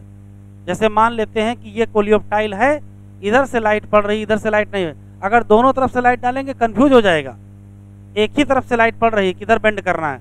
तो रिस्पांस में ये क्या करता था, लाइट की तरफ बेंड हो जाता था। ध्यान से सुनेंगे, बहुत इंपॉर्टेंट सवाल है। लाइट की तरफ बेंड हो जाने को कहते हैं फोटोट्रॉपिक या मूवमेंट या फोटोट्रॉपिज्म। एक क्वेश्चन। दूसरा देखो लिखा है, after a series of experiment it was concluded that, that के बाद फिर अंडरलाइन करें कि जो टिप ऑफ कोलियोप्टाइल है वो साइट है किसका, ट्रांसमिटेबल इन्फ्लुएंस। वही क्या करता है, बेंडिंग ऑफ किसको, कोलियोप्टाइल। तो फिर से सुन लेते हैं, कोलियोप्टाइल क्यों बेंड हो जाता था उसका टिप, तो क्योंकि वहां पर क्या है, ट्रांसमिटेबल इन्फ्लुएंस। और वो ट्रांसमिटेबल इन्फ्लुएंस कौन सा था, तो उसका नाम ऑक्सिन था। उसको आइसोलेट किया किस वैज्ञानिक ने, कहां से? टिप ऑफ कोलियोप्टाइल किसके एक्सपेरिमेंट किसी और पर था, आइसोलेट किसी और। सब सवाल इंपॉर्टेंट हैं और लगभग लगभग सब पूछे जा चुके हैं। 6-7 सवाल हैं। पहला सवाल, वैज्ञानिक कौन से, किस पर एक्सपेरिमेंट किए? Coleoptile of canary grass. क्या एक्सपेरिमेंट था? Unilateral illumination. उससे क्या हुआ? रेस्पॉन्स हुआ। रेस्पॉन्स में क्या हुआ? बेंड कर गया। क्यों बेंड कर गया? Transmittable influence. देखो शब्द लिखा है, क्या लिखा है? Transmittable influence. वो ट्रांसमिटेबल इन्फ्लुएंस क्या है? ऑक्सीजन। उसको किसने आइसोलेट किया? नाम नहीं बताओगे? क्या नाम है और कहां से किया? Tip of coleoptile. कहां से किया? Tip of coleoptile. किसकी? तो ओट का दूसरा नाम, ओट का दूसरा नाम, जो दूसरा नाम वही आया है, ब्रैकेट में लिखिए एविना सेटाइवा। ब्रैकेट में लिखो एविना सेटाइवा। क्वेश्चन पूछा गया है, ऑक्सीजन डिस्कवर्ड बाय, ऑप्शन मिलेगा एविना सेटाइवा कल्चर।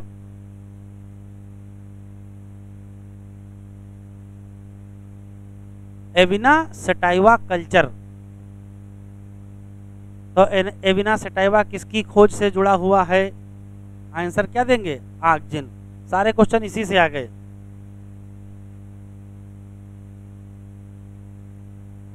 चलो फिर आई बकाने डिजीज। बकाने डिजीज या फुलिश सीडलिंग डिजीज किसकी है? राइस। ये कौन करता है? Fungal pathogen. नाम क्या है? जिब्रेला फ्यूजिकोराई। ई कुरुसोवा नाम के वैज्ञानिक हैं। इन्होंने बताया कि सिम्पटम आ जाएंगे डिजीज के कब? जब ट्रीट करोगे क्या? Sterile filtrate with the treat with sterile filtrate of the fungus. Active substance बाद में पता चला क्या है? तो क्या हुआ था? ये जो ई कुरुसोवा है, इन्होंने कहा कि जो इन्फेक्टेड प्लांट है, जो इन्फेक्टेड प्लांट है उसको क्रश कर लीजिए और उसका जो एक्सट्रैक्ट है किसी दूसरे सीडलिंग पर डाल दीजिए, तो वहाँ बीमारी हो जाती है। तो पता चला बीमारी होने में एक केमिकल इन्वॉल्व है। उसी केमिकल का नाम क्या रख दिए? क्यों रख दिए? अपना नाम काहे रख दिए थे? कुरुसोवा एसिड। ये भी तो रख सकते थे। ये नाम काहे रखे? क्योंकि जो था वो कौन था? जिब्रेला फ्यूजिकोराई। नाम तो ये अगर रख दे क्या बुरा था क्या? कुरुसोवा एसिड पढ़ने में भी अच्छा लगता है, तो नाम अपना नहीं रखे, क्या रख दिए? जिब्रेला फ्यूजिकोराई के नाते नाम क्या रखे? Gibberellic acid. फिर आगे वैज्ञानिक बदल गए। स्कूग एंड उनके साथी, इन्होंने क्या कहा था? इन्होंने कहा कि जो इंटरनोडल सेगमेंट है किसका, उससे जो कैलस बनवा रहे हैं, लिखा है observe that from the internodal segment of tobacco stem the callus proliferate कर जाएगा अगर हम क्या जोड़ दें? In the nutrient medium was supplemented with one या more one of the following. जैसे देखो लिखा है ऑक्सीजन के साथ, लिखा बेटा फिर से समझ लीजिए। इधर देखो, ये हो गया टोबैको का प्लांट, ये हो गई नोड, ये हो गई नोड, तो ये बीच में क्या है? ये छोटा सा टुकड़ा ले लीजिए, इसको टिश्यू कल्चर में ग्रो करा दीजिए। टिश्यू कल्चर ग्रो कराएंगे तो कैलस बनेगा। जब कैलस बनाएंगे तो इसमें न्यूट्रिएंट मीडियम डालना पड़ेगा। कह रहा न्यूट्रिएंट मीडियम में ऑक्सीजन के साथ क्या मिलाओगे? देखो क्या क्या मिलाया।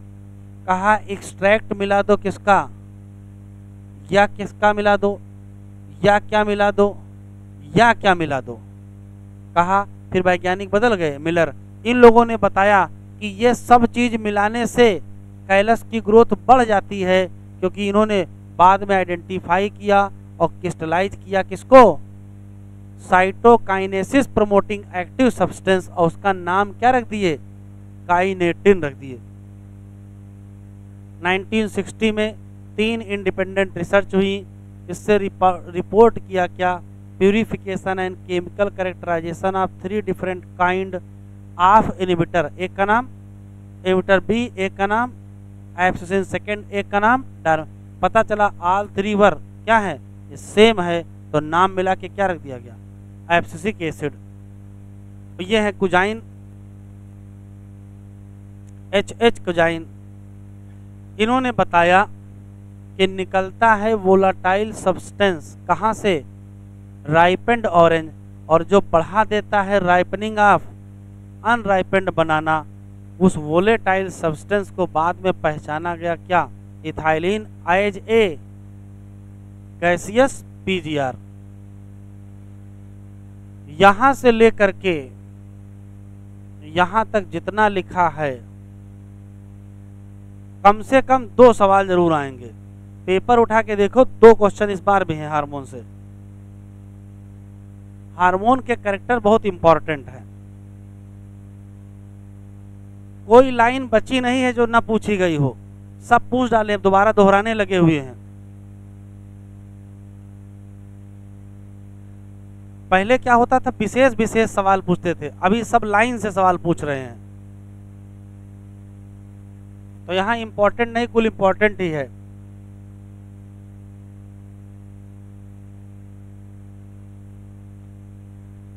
ऑक्सिन कहां से आया है, ग्रीक का शब्द है ऑक्सिन, इसका मतलब होता है टू ग्रो। ये पहले आइसोलेट किया गया कहां से, ह्यूमन की यूरिन। टर्म ऑक्सिन किसके लिए है, इंडोल 3 एस्टिक एसिड। और ऐसे ही नेचुरल या synthetic compound have certain growth regulating property, they are generally produced by, underline करो क्या लिखा है, growing apices of the stem या रूट, और ये माइग्रेट करते हैं रीजन अदर एक्शन। देखिए होता क्या, इधर देखो जरा, ये मान लेते हैं शूट टिप है और ये मान लेते हैं रूट टिप है, तो यहां से ऑक्सिन बन के यहां आएगा और यहां से ऑक्सिन बन के यहां आएगा। जिस जगह ऑक्सिन पहुंचेगा, जिस जगह ऑक्सिन पहुंचेगा, मान लेते हैं ऑक्सिन यहां आ गया, मान लेते हैं ऑक्सिन यहां आ गया, तो जहां जाएगा वहां ग्रोथ कराएगा। आप इमेजिन करो अगर यहां से ग्रोथ होगी तो ये हिस्सा ऊपर नहीं बढ़ जाएगा, अगर यहां से ग्रोथ होगी तो ये हिस्सा नीचे बढ़ जाएगा। तो ये शूट टिप बढ़ाता जाएगा और ये रूट टिप, जहां बनते हैं वहां से दूर जाते हैं। यह लिखा है, क्या लिखा है, प्रोड्यूस फ्रॉम ग्रोइंग एपेक्स और migrate to region where their action. Auxin जैसे कि IAA और IBA ये आइसोलेट हुए कहाँ से, प्लांट, जबकि NAA naphthalene acetic acid 2,4-D-2,4 dichlorophenoxy acetic आर क्या। तो जरा बताओ, 4 नाम दिए हैं इसमें, 2 नेचुरल और 2 सिंथेटिक। नेचुरल कौन कौन से हैं और synthetic, all these auxin extensively use होते हैं किसमें और किसमें, हार्टिकल्चर। क्यों, तो क्यों यूज करते हैं वो यहां शुरू किया है, ये असर्शन है, ये रीजन लिखा है। एग्रीकल्चर और हार्टिकल्चर में इनका इस्तेमाल होता है, क्यों, तो क्यों देखो लिखा है, ये मदद करते हैं किसमें, initiate rooting in stem cutting an application widely use for plant propagation. इधर सुनो, हार्टिकल्चर में बहुत सारे ढेर सारे पौधे बनाने होते कम समय में, या तो टिश्यू कल्चर करा लो, कलम लगाते हैं, जैसे किसी पौधे की कलम लगाते हैं, तो कलम लगाते हैं, स्टेम का पार्ट ही तो होता है, उसमें से रूट। तो अगर किसी की कलम लगा रहे हैं उसमें रूट नहीं आ रही है, उसको ऑक्सिन में डुबो के लगा दीजिए। तो ऑक्सिन में डुबो के लगा दोगे तो क्या होगा, देखो लिखा नहीं है, क्या करेगा, रूटिंग कर देगा। और इसका इस्तेमाल खेती में क्यों होता है, आया हुआ सवाल है। ये फ्लावरिंग करेगा किसमें, पाइन एप्पल में। They help to prevent fruit and leaf drop at क्या, अर्ली स्टेज, जबकि प्रमोट क्या करता है, abscission of older mature leaf and fruit. तो पुरानी फल और पत्तियां तो गिरेंगे, लेकिन नए फल और पत्तियां कोई दिक्कत। इन मोस्ट हायर प्लांट जो ग्रोइंग एपिकल बड, ये अच्छा पैराग्राफ है, क्वेश्चन खूब आते हैं सर। देख लो, ये मान लेते प्लांट है, एक बड यहाँ है, एक बड यहाँ है, एक बड यहाँ है, तो होता क्या है, यहाँ से ऑक्सिन निकल के यहाँ आएगा और इस बड की ग्रोथ या इस बड की ग्रोथ को क्या करेंगे, इनहिबिट। तो जब ये दोनों बड की ग्रोथ इनहिबिट हो जाएगी तो यही बड तो बढ़ेगी, तो प्लांट ऊपर बढ़ता चला जाएगा। इसी को कहते हैं एपिकल डोमिनेंस। तो अगर इसको काट दिया जाए तो ऊपर से ऑक्सिन नीचे नहीं आएगा, और नीचे नहीं आएगा तो किनको मौका मिलेगा, लेटरल बड को। तो अगर चाहते हो कि पौधा झाड़ीदार हो जाए, पौधे में ब्रांचेज बढ़ जाएं, तो टिप रिमूव कर देना चाहिए। इसको कहते हैं डीकैपिटेशन। क्या कहते हैं, डीकैपिटेशन। हायर प्लांट में जो ग्रोइंग एपेक्स है वो इनहिबिट कर देती है किसको, ग्रोथ ऑफ क्या लेटरल या ऑक्सिलरी बड। और फिनोमेना कौन सा, ये एपिकल डोमिनेंस में कौन सा हार्मोन इन्वॉल्व है, कौन सा पढ़ रहे हो भैया, ऑक्सिन। तो रिमूव कर दो किसको, कहते क्या हो, इससे ग्रोथ होने लगेगी किसकी, और ये वाइडली अप्लाइड होता किसमें, टी प्लांटेशन और किसमें, hedge mapping. Can you explain why, तो एक्सप्लेन है ही, जब टिप रिमूव कर देंगे तो ऊपर से ऑक्सिन नहीं आएगा। इसके सामने एरो करके लिख दो, एपिकल डोमिनेंस बाय ऑक्सिन। करता कौन है, ऑक्सिन।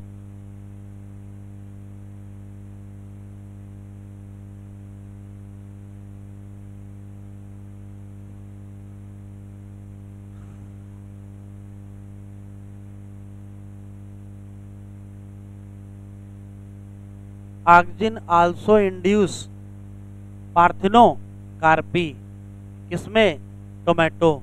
इसका इस्तेमाल और करते हैं हर्बिसाइड, जैसे कौन, 2,4-D। ये किसको मार देगा, डाइकार्टवीट। किसको नहीं प्रभावित करेगा, monocot plant. It is used to prepare. तो सुनो ध्यान, अगर धान का खेत है, धान के खेत में खरपतवार हैं, तो धान क्या है, मोनोकाट, और खरपतवार कौन से होंगे, डाई। भैया मोनोकाट में अगर मोनोकाट वाले होंगे इसको डालोगे कोई फर्क नहीं पड़ेगा। फसल है मोनोकाट की, खरपतवार है डाई काट के, तो छिड़काव किसका करोगे, इसी 2,4-D का। It is use to prepare a weed free lawn by क्या, गार्डनर।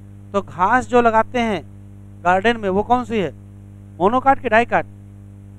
अच्छा, घास डाई काट में आती है, घास मोनोकाट में आती है, तो उसमें जो खरपतवार होंगे वो डाई काट होंगे। तो किसका छिड़काव करेंगे, 2,4-D का।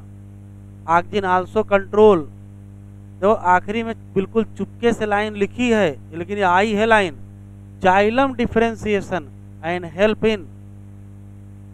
ये एक शब्द आएगा, पूरा पैराग्राफ देगा, तुरंत पकड़ लोगे। जाइलम डिफरेंशिएशन कौन सा हार्मोन करवाता है, तब सोचोगे तो कौन है,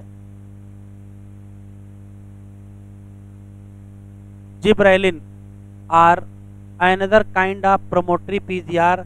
लगभग मोर देन 100 हैं, लेकिन they are denoted GA1, GA2, GA3। यहाँ स्टिक कर लो, GA3 is the first gibberellin to be discovered, और इसी की स्टडी की जाती है। सभी के सभी जिब्रेलिक एसिड क्या होते हैं, एसिडिक होते हैं। Wide range of physiological response जैसे, तो देखो सबसे पहला इंक्रीज लेंथ ऑफ एक्सिस। इसी नाते इसका कॉमर्शियल उपयोग क्या है, use to increase length of grape stalks. Cause fruit like apple to क्या, इलांगेट और इम्प्रूव क्या, शेप। ये डिले करता है क्या, सीनेसेंस। फ्रूट बहुत दिनों तक बने रहेंगे किस पर, ट्री। इससे क्या बढ़ जाएगी, मार्केट पीरियड। ये यूज करते हैं किसमें, माल्टिंग प्रोसेस इन ब्रीवरी। ये ब्रीवरी कौन सी है, अल्कोहल इंडस्ट्री।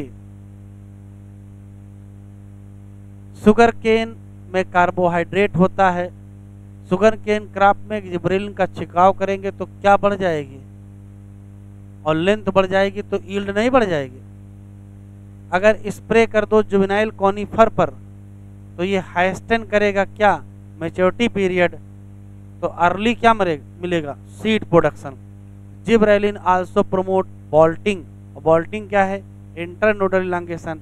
याद रखिएगा पहले है बाद में नहीं है, ये पहले है फ्लावरिंग इन बीट, कैबेज और क्या, प्लांट विद रोजेट हैबिट, सब रटना है जितना लिखा हुआ है।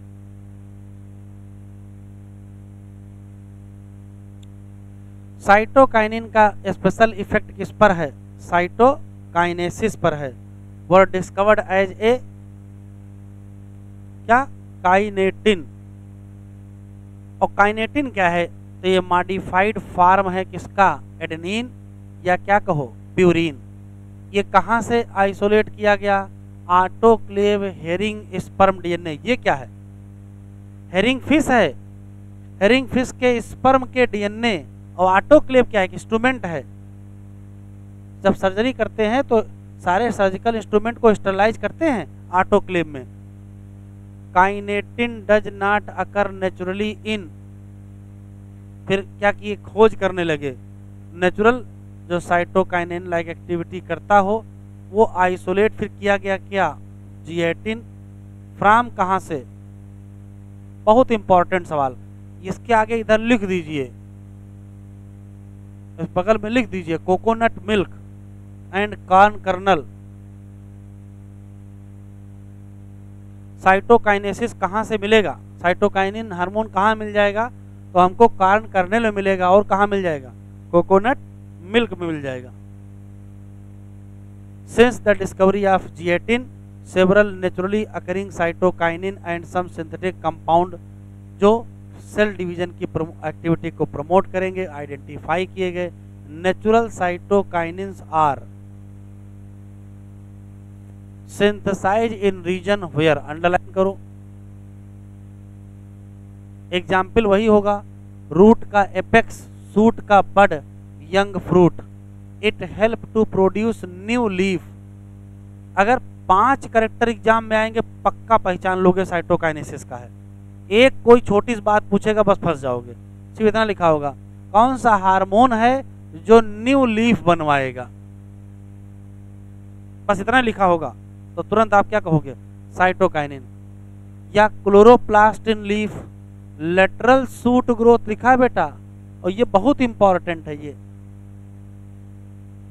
एडवेंटिशियस सूट फॉर्मेशन, ये कौन सा फॉर्मेशन होता है, ये कौन सा सूट होता है। अरे तो एडवेंटिशियस से पहले असली वाला जान लो। एडवेंटिशियस शब्द हम तब यूज करते हैं जब अदर दैन होता है। जैसे अगर रूट रेडिकल से बने तो रूट, और अगर अदर दैन रेडिकल बने तो एडवेंटिशियस। तो सूट कहां से बनेगा भैया, सूट बनता है प्लम्यूल से, नहीं याद आया।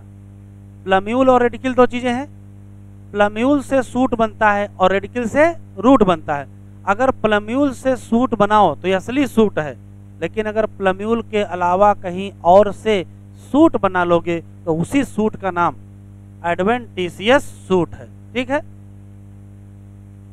साइटोकाइनिन हेल्प टू ओवरकम क्या, एपिकल डोमिनेंस। जहां पीछे एपिकल डोमिनेंस लिखा वहीं दोनों हार्मोन लिख दो। अगर क्वेश्चन आएगा एपिकल डोमिनेंस प्रमोट तो क्या बताओगे, ऑक्सिन, और एपिकल डोमिनेंस इनहिबिट तो आंसर क्या दोगे, साइटोकाइनिन। पता नहीं कितनी बार आ चुका है। दे प्रमोट न्यूट्रिएंट मेटाबॉलिज्म और help in delay of leaf senescence. Ethylene, अभी लेटेस्ट में इथाइलिन और ऑक्सिन का मिला के एक सवाल आ गया था, वो भी देखेंगे, मिल जाएगा आगे। इथाइलिन क्या है, गैसियस पीजीआर है, लार्ज अमाउंट में प्रोड्यूस होगा उस टिश्यू में जो क्या कर रहा होगा और क्या हो रही होगी। Influence of ethylene on plant include, ये देखो क्या लिखा है, ये कुछ आपको अलग नहीं लग रहा है।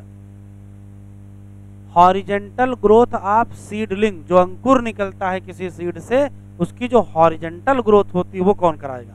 Ethylene. Swelling of axis and, ये क्या लिखा है? डायग्राम देखोगे, एपिकल हुक फॉर्मेशन,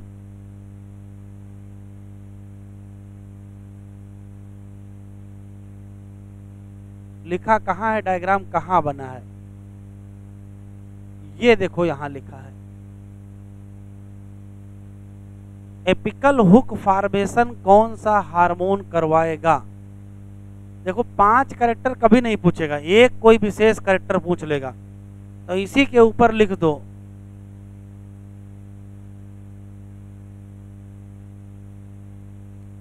कौन करा रहा है? इथाइलिन।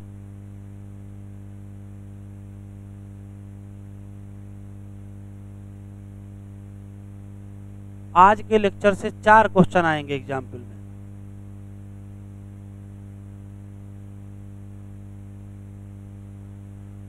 चलो, एपिकल हुक फॉर्मेशन कौन कराएगा?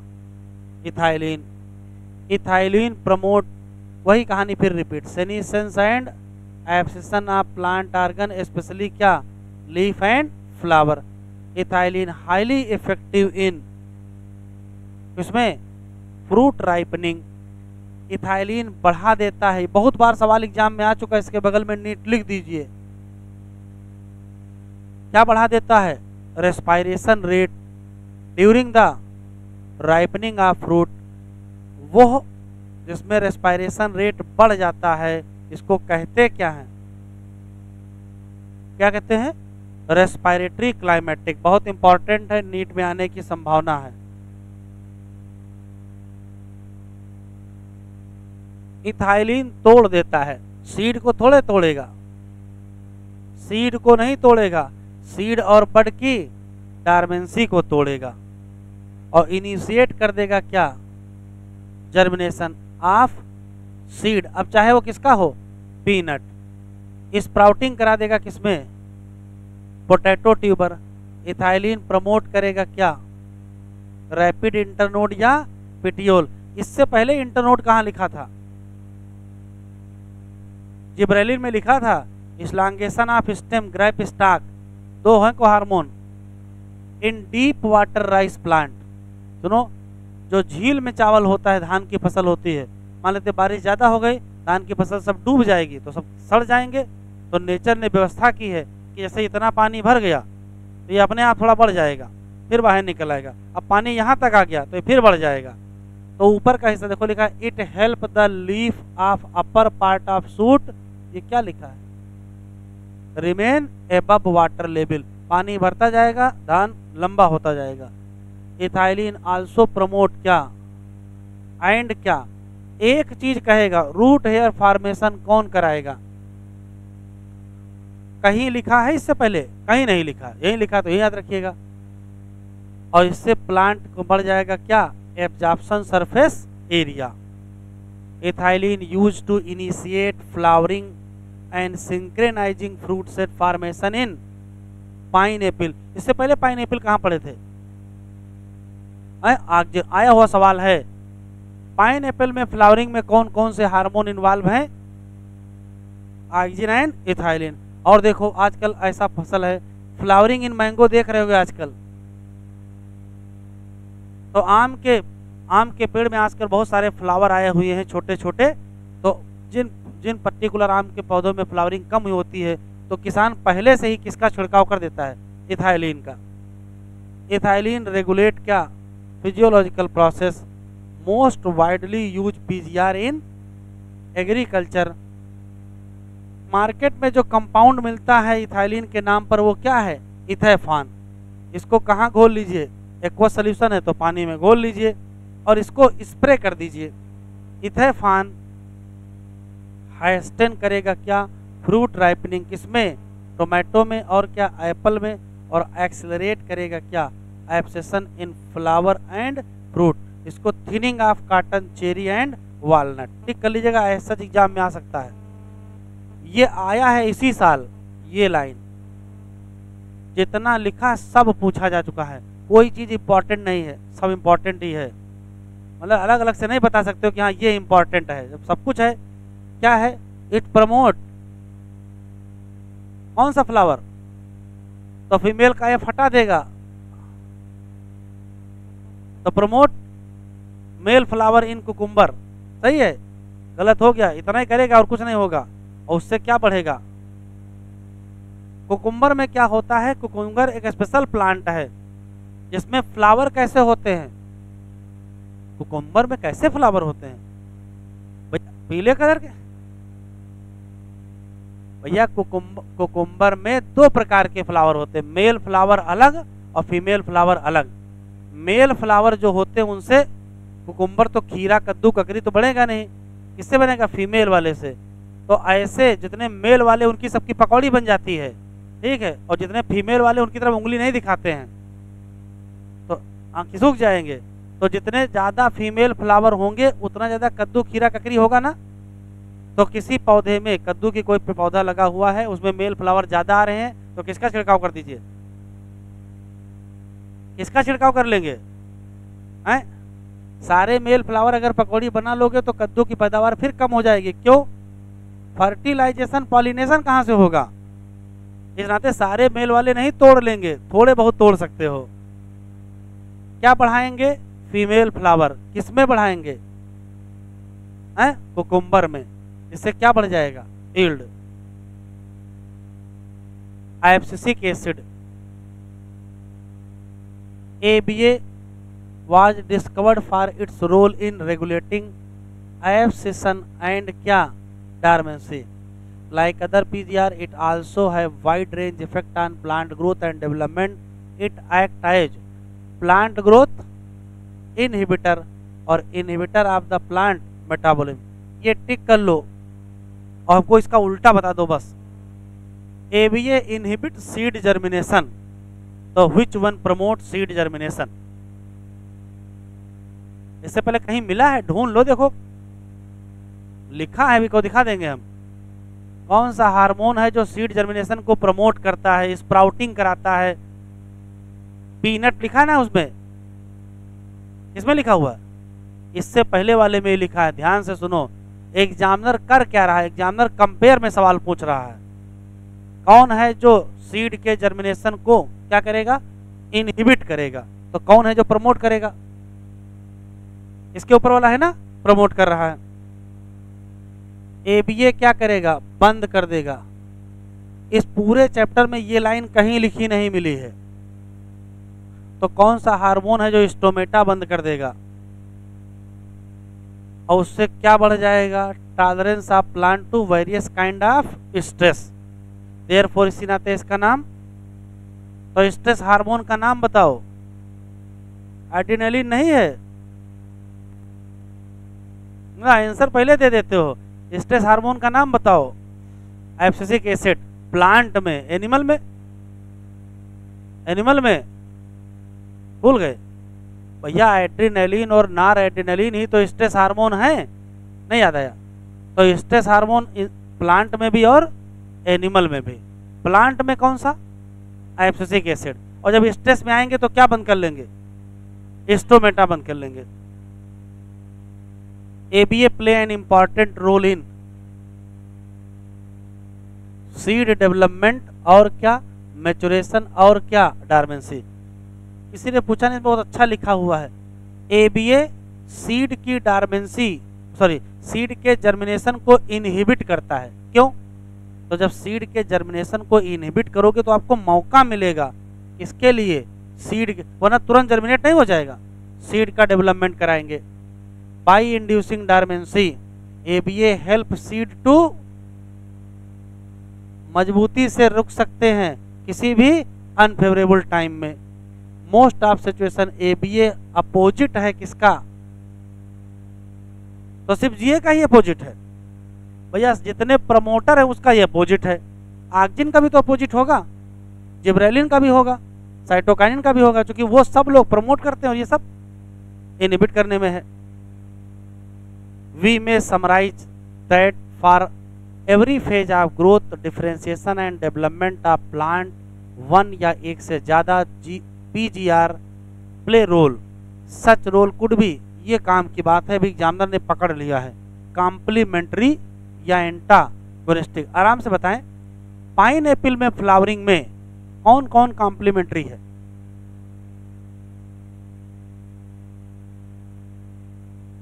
पाइन एप्पल की फ्लावरिंग में कौन कॉम्प्लीमेंट्री है?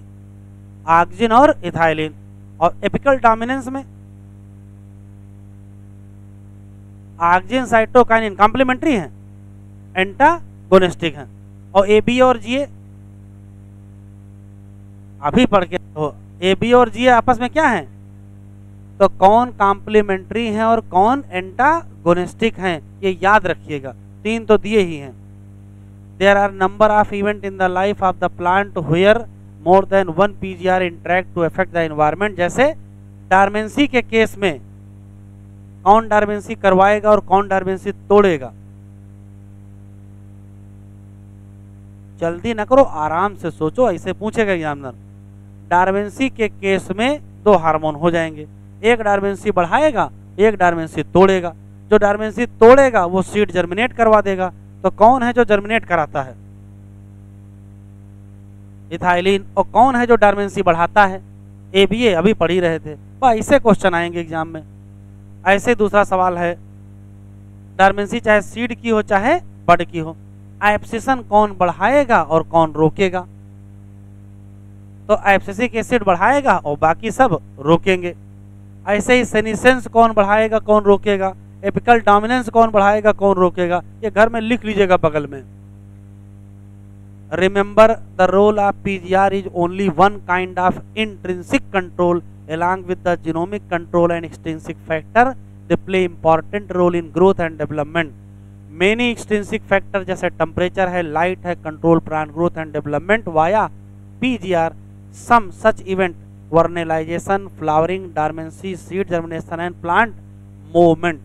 We shall discuss briefly the role of light, temperature on initiation of flowering. वो भूल ही गए, वो ये भूल ही गए कि ये लाइन नहीं लिखना है। ये लाइन लिखने के बाद ही तो हेडिंग शुरू हुई है नई। वो हेडिंग हटा दिए हैं, लाइन अभी वैसे छोड़ दिए हैं। इस लाइन का कोई मतलब नहीं है। चैप्टर कंप्लीट हो गया। कल का टेस्ट बहुत इंपॉर्टेंट है। कल बायोटेक्नोलॉजी और प्लांट फिजियोलॉजी का टेस्ट है, ठीक है। तो कल टेस्ट 2 बजे से रहेगा, 2 बजे से लेकर के 5 बजे तक, जब आपका मन करेगा तब चले आएंगे। मतलब 5 बजे आएंगे तो 5 से 6 भी टेस्ट हो जाएगा, ठीक है। 2 बजे से 5 बजे 100 क्वेश्चन का टेस्ट है और अच्छे से टेस्ट देंगे। उम्मीद है उसी में से कुछ ना कुछ क्वेश्चन फंस जाएंगे, ठीक है। जाइए।